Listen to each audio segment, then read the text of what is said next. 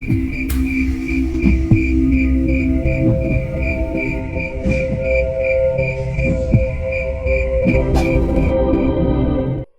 deras mengguyur kota Tangerang malam itu. Di sebuah kontrakan sempit, siswa duduk bersandar di dinding yang catnya mulai mengelupas.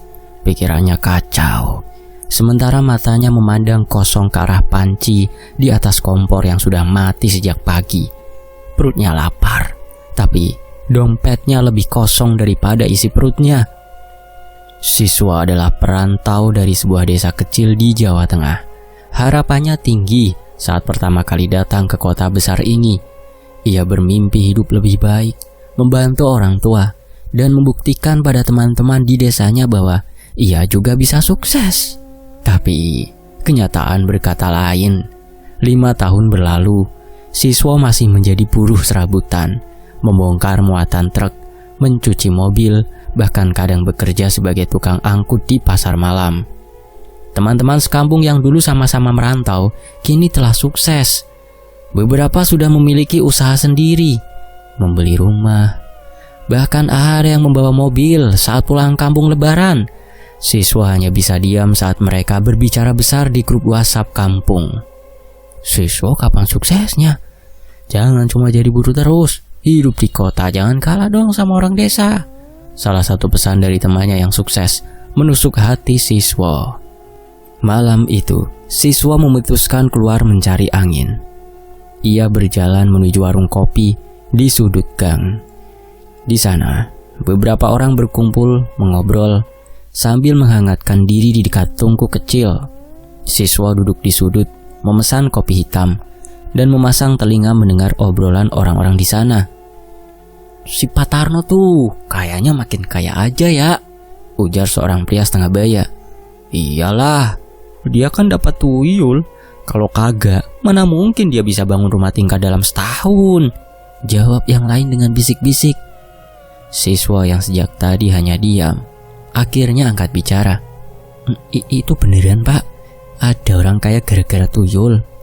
Itu kan cuma cerita orang kampung pak, ucapnya skeptis. Seorang lelaki tua yang duduk di sebelah siswa tertawa pelan. Tong, lu kira semua yang kaya itu hasil kerja keras? Ada yang lebih cepat, tapi ingat, cepat dapat, ya cepat hilang. Siswa menatap lelaki itu dengan raut penasaran. Kalau gitu, caranya gimana ya pak? Tanyanya setengah bergurau, setengah serius. Lelaki tua itu menghisap rokok kreteknya dalam-dalam sebelum menjawab. Yang aneh tahu, kalau lu berani dan nekat, datang aja noh ke gunung. Di sana ada desa kecil di kaki gunung itu. Cari si dukun tua bernama Paraman katanya gitu. Tapi pikirkan matang-matang tong. Sekali masuk kagak ada jalan keluar. Lelaki itu tersenyum samar, meninggalkan siswa dalam kebingungan. Di tengah gelap malam dan suara hujan yang mulai reda, pikirannya dipenuhi rasa ingin tahu. Di satu sisi, siswa tahu ini adalah ide gila, tapi di sisi lain, godaan untuk hidup nyaman tanpa kerja keras menggoda logikanya.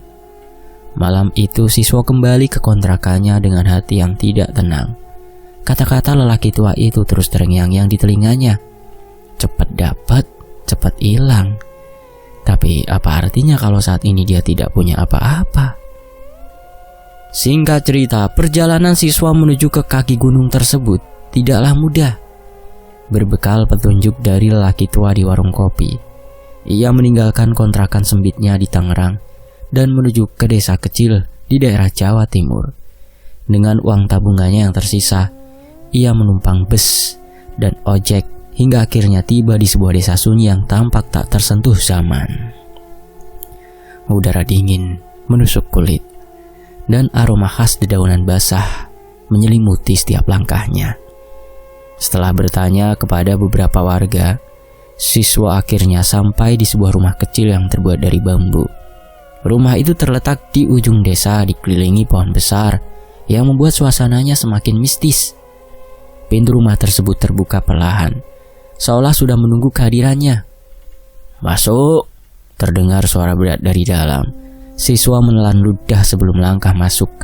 Di dalam, Seorang lelaki tua dengan rambut putih panjang dan tubuh kurus duduk bersila di atas tikar anyaman pandan. Di depannya terdapat tungku perapian kecil dengan asap dupa yang melingkar ke udara.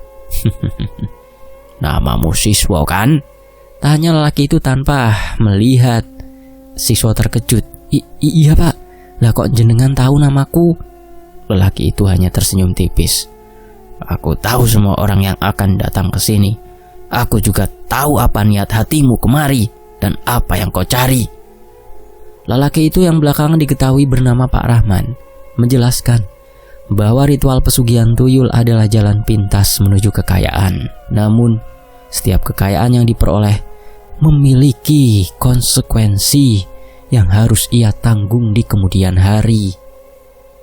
"Tuyul ini setia," jelas Pak Rahman sambil menunjukkan sebuah botol kecil berisi cairan hitam pekat. "Dia akan mencuri uang untukmu. Tapi ingat, kau harus patuh. Jangan lupa sesajanya dan jangan pernah marah padanya, apalagi mencoba mengusirnya." Saya sanggup pak," jawab siswa dengan suara mantap. "Yang penting saya bisa hidup seperti orang-orang kaya pak."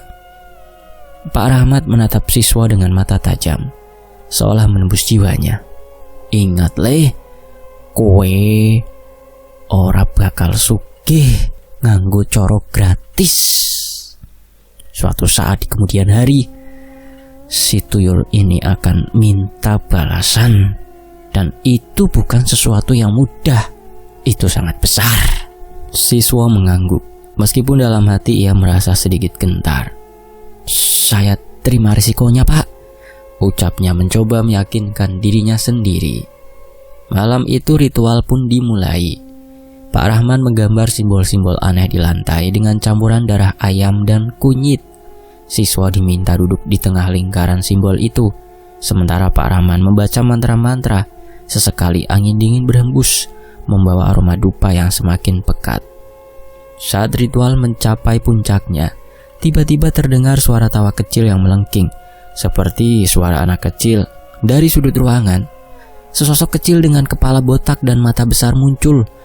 Yah, tuyul itu berdiri sambil membawa sebuah kantong kecil. Siswa menahan nafas. Matanya terpaku pada makhluk itu. "Inilah tuan barumu," ujar Pak Rahman kepada tuyul tersebut. Makhluk itu mengangguk kecil, kemudian menghilang dalam sekejap. Pak Rahman menyerahkan botol kecil berisi cairan hitam kepada siswa. "Botol ini adalah tempat tinggalnya. Simpan baik-baik. Jangan lupa setiap malam Jumat, siapkan sesajen berupa kembang 7 rupa, telur rebus, dan minyak wangi. Jika kau lupa, dia akan murka." "Baik pak, saya tidak akan lupa. Ini maharnya pak," jawab siswa sambil menggenggam botol itu erat. Dengan ritual yang selesai, siswa turun dari gunung tersebut dengan perasaan campur aduk antara rasa takut dan harapan. Ia tahu bahwa hidupnya tidak akan sama lagi. Di balik kabut tipis yang menyelimuti puncak gunung tersebut, seolah-olah ada bayangan tuyul kecil yang terus mengikutinya, tertawa pelan di kejauhan. Siswa kembali ke kota. Hanya dalam beberapa bulan setelah kembali dari gunung tersebut, kehidupan siswa berubah drastis. Awalnya, ia masih tinggal di kontrakan sempit di Tangerang, tetapi sekarang ia sudah mampu membeli rumah megah di pinggir kota. Mobil baru berwarna hitam mengkilap terparkir di garasi, kijang Krista, dan jam tangan mahal melingkar di pergelangan tangannya.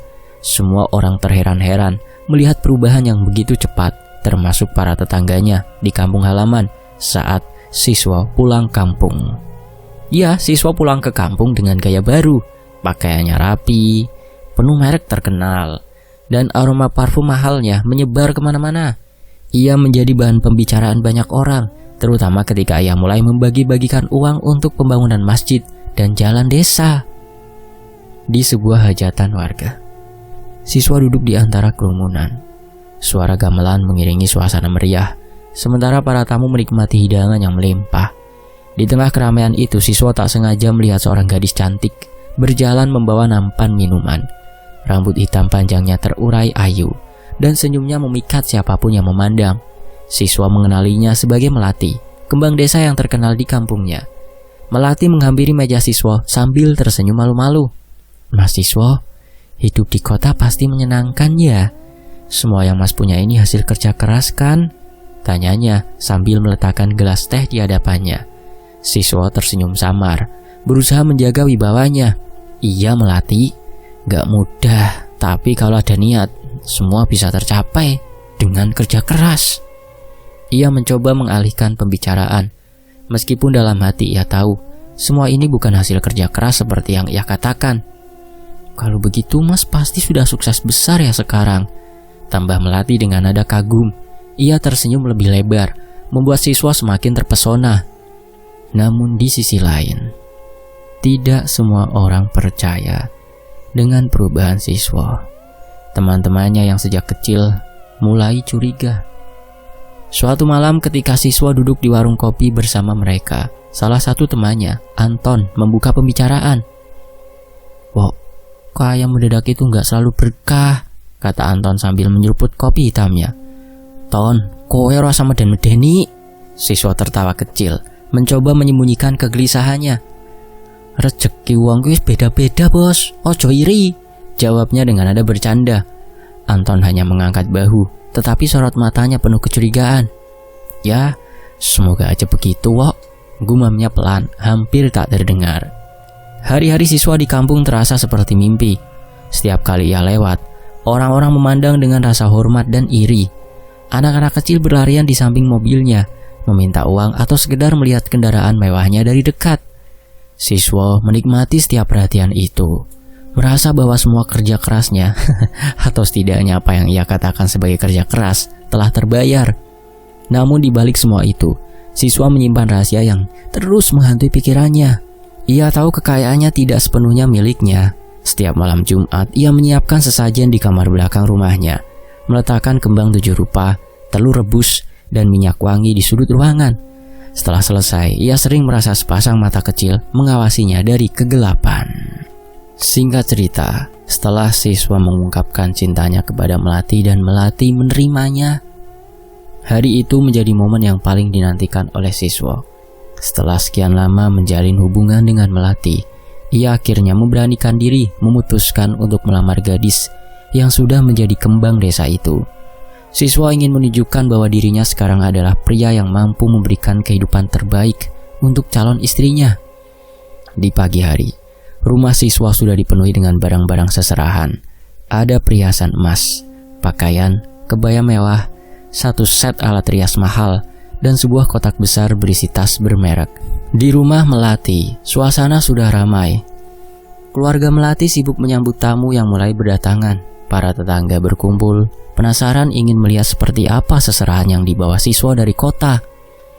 Ketika iring-iringan siswa tiba, semua mata tertuju pada barang-barang seserahan yang dibawa oleh rombongan. Kilauan emas dan kemewahan barang-barang itu langsung menarik perhatian. Beberapa tetangga berbisik pelan sambil memandang iri. Wah, seserahannya luar biasa. Jarang ada yang seperti ini di kampung kita loh, kata seorang ibu-ibu. Rezekinya mahasiswa memang beda ya. Nggak heran Melati mau sama dia, timpal yang lain. Di dalam rumah siswa duduk dengan gugup di ruang tamu. Di hadapannya, bapaknya Melati, seorang pria tua yang sederhana namun berwibawa, memandangnya dengan tatapan tajam namun penuh harapan. Jadi siswa, kamu yakin bisa membahagiakan anak saya? Siswa tersenyum percaya diri. Yakin pak, saya sudah mempersiapkan semuanya. Melati tidak akan kekurangan apa-apa bersama saya. Melati yang duduk di samping ibunya hanya tersenyum malu-malu. Pandangannya sesekali mencuri ke arah siswa. Tak menyangka bahwa lelaki yang ia cintai kini menjadi pria yang begitu sukses dan percaya diri. Kami hanya ingin anak kami hidup bahagia siswa.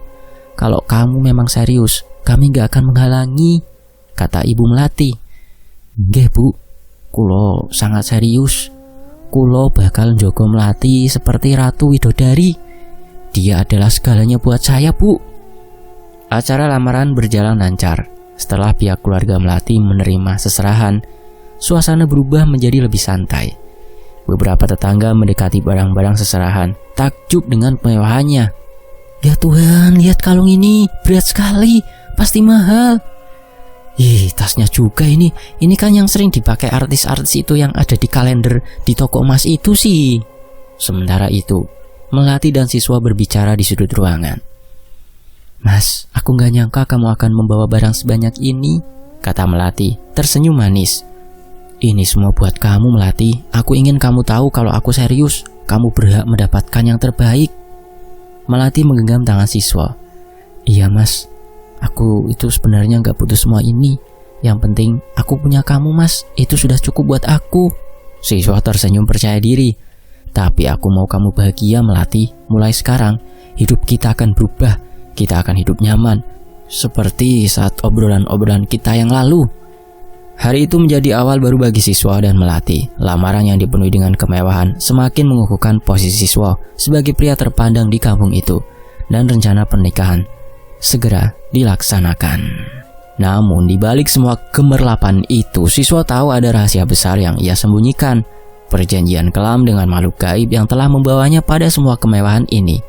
Di saat orang-orang melihat kebahagiaannya, siswa tak bisa menghapus bisikan-bisikan aneh di pikirannya, mengingat bahwa setiap kesuksesan ada suatu konsekuensi yang sangat mengerikan di depan kehidupannya nanti. Beberapa minggu dari lamaran, siswa langsung menggelar pesta pernikahan yang menjadi perbincangan seluruh kampung. Undangan disebar ke desa-desa sekitar, lengkap dengan tenda besar, hiburan orkes dangdut, biduannya banyak, dan makanan melimpah. Melati tampak anggun dalam balutan kebaya putih, sementara siswa terlihat gagah dengan setelan jas hitam yang mewah. Semua orang memuji pasangan itu, terutama kekayaan siswa yang seolah tiada habisnya, pemuda sukses yang merantau di kota. Di tengah suasana meriah, siswa tersenyum lebar. Namun jauh di dalam hatinya ia merasakan kegelisahan yang tak bisa dijelaskan. Ia sadar bahwa kebahagiaannya bergantung pada perjanjian yang ia buat dengan makhluk kecil itu. Singkat cerita, bulan-bulan awal pernikahan, mereka berjalan bahagia. Siswa memenuhi semua kebutuhan Melati, bahkan memberinya tambahan perhiasan emas yang berkilauan. Namun kebahagiaan itu mulai terganggu ketika Melati tiba-tiba jatuh sakit tanpa sebab yang jelas. Suatu malam, saat siswa pulang dari mengontrol usahanya, ia menemukan Melati terbaring lemas di tempat tidur. Wajahnya pucat dan keringat dingin membasahi dahinya. Mas, sakit banget mas, aku gak kuat mas, keluh Melati dengan suara lirih. Rasanya seperti ada sesuatu yang menekan dadaku setiap malam, terutama ini payudaraku sakit mas. Siswa duduk di sampingnya, menggenggam tangan istrinya dengan cemas. Kamu jangan ngomong aneh-aneh Melati, besok kita ke dokter ya, biar jelas sakitnya apa. Keesokan harinya siswa membawa Melati ke klinik tersebut. Dokter memeriksa Melati dengan seksama, dari tekanan darah hingga ronsen dada, tetapi hasilnya nihil. Secara medis, saya tidak menemukan apa-apa pak, kata dokter sambil menggelengkan kepala. Kondisinya normal, mungkin ini hanya stres saja. Siswa mengangguk pelan, tetapi pikirannya kacau. Sepulang dari klinik, bau busuk yang tak wajar tercium di rumah mereka, meskipun sudah dibersihkan berkali-kali. Malam harinya, Melati mengeluh kembali. Mas, baunya semakin menyengat sih di rumah ini. Aku gak kuat. Apa ini cuma perasaanku saja? Ketika malam semakin larut, siswa duduk di ruang tamu dengan gelas kopi di tangannya. Ia memutar otak, mencoba mencari alasan di balik semua kejadian aneh ini. Dalam keheningan malam, pikirannya melayang pada tuyul yang selama ini ia pelihara. Apa istriku sakit gara-gara ulah tuyul itu? Pikirnya memandangi sesajen di sudut ruangan. Tapi kenapa harus Melati? Bukankah aku sudah memenuhi semua syaratnya? Tiba-tiba siswa merasa merinding. Dari sudut matanya, ia melihat bayangan kecil melintas di dapur. Ia bergegas ke sana, tetapi tak menemukan apapun selain angin malam yang berembus pelan. Setelah beberapa lama sakitnya Melati, rumah yang dulu penuh tawa kini menjadi sunyi. Melati ditemukan meninggal secara mengenaskan di kamar tidur mereka. Tubuhnya terbujur kaku, matanya terbuka lebar, seolah melihat sesuatu yang mengerikan. Bau busuk menyengat memenuhi ruangan. Dan dalam hitungan jam, tubuh Melati sudah biru kecuh, seperti akan membusuk dengan cepat. Para tetangga yang melayat menutup hidung dan berbisik pelan di sudut-sudut rumah. Apa-apaan ini? Baru beberapa jam meninggal tapi kok baunya sudah seperti ini, kata seorang tetangga dengan nada heran. Ada yang tidak beres di rumahnya Pak Siswa ini pasti, sahut yang lain. Pasti ada sesuatu yang disembunyikan si Pak Siswa ini. Sementara itu siswa duduk di samping jenazah istrinya. Matanya sembab, tubuhnya gemetar. Ia tak memperdulikan bisik-bisik tetangga. Dalam hatinya, ia tahu apa penyebab semua ini. Di malam sebelum Melati meninggal, ia sempat mendengar suara tawa kecil di sudut kamar. Siswa mencoba mengabaikannya, tapi sekarang semuanya jelas. Perjanjiannya dengan tuyul telah menghancurkan hidupnya. Karena Melati disedot darahnya melalui payudaranya tanpa sepengetahuan si Melati sendiri. Singkat cerita, setelah pemakaman selesai, siswa mengunci diri di kamar. Ia memandangi foto pernikahannya dengan Melati. Air matanya terus mengalir. Maafkan aku, Mel, bisiknya sambil memeluk foto itu erat-erat. Semua ini salahku. Kalau aku tidak serakah, kamu pasti masih hidup. Ketika malam tiba, rasa bersalah yang menghantui siswa berubah menjadi kemarahan. Ia memutuskan untuk mengakhiri semuanya dengan membawa sesajen dan beberapa barang yang dulu diberikan si dukun.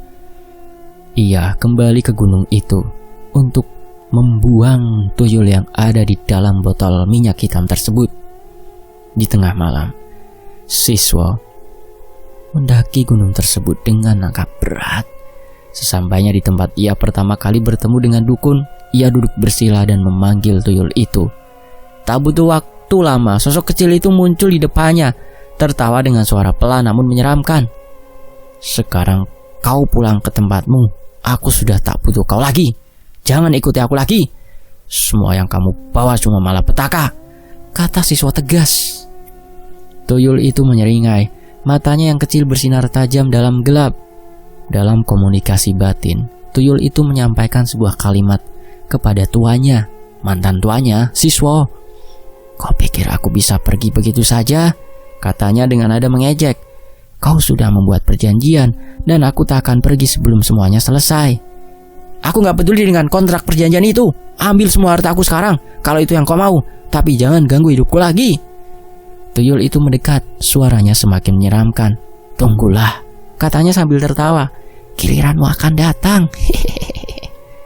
Siswa mencoba melempar sesajen ke arahnya, tetapi tuyul itu lenyap begitu saja, meninggalkan suara tawa yang menggema di sekitar hutan. Siswa duduk lemas, merasa putus asa. Ia sadar bahwa melepaskan diri dari perjanjian ini tidak semudah yang ia bayangkan. Kehidupan siswa berubah drastis setelah ia mencoba mengusir tuyulnya. Awalnya ia merasa lega karena tak lagi melihat sosok kecil menyeramkan itu. Namun ketenangan itu hanya sementara.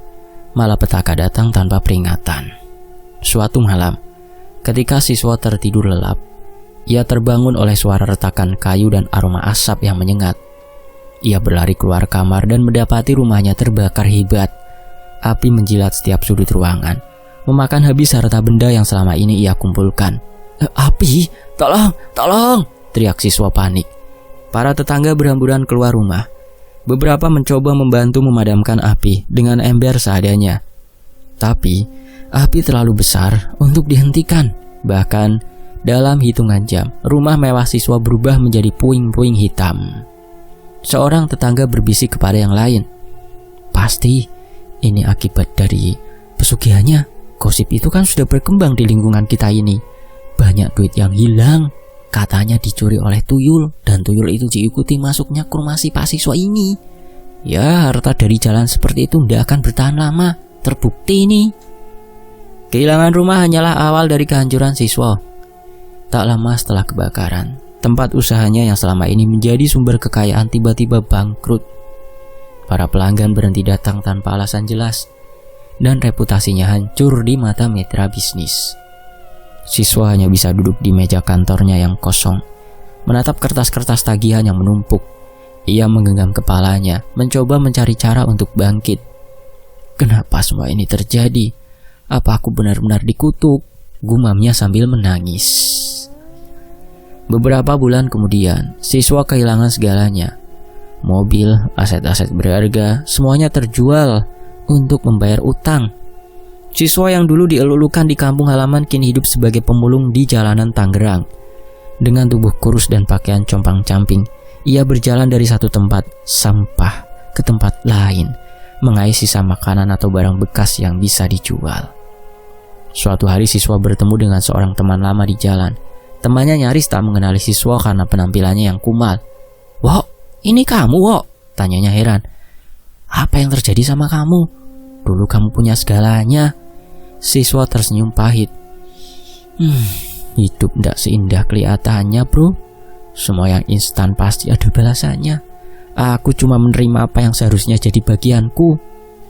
Sementara itu di kampung halaman siswa, kabar tentang kehancurannya menyebar luas. Para tetangga membicarakannya dengan sinis.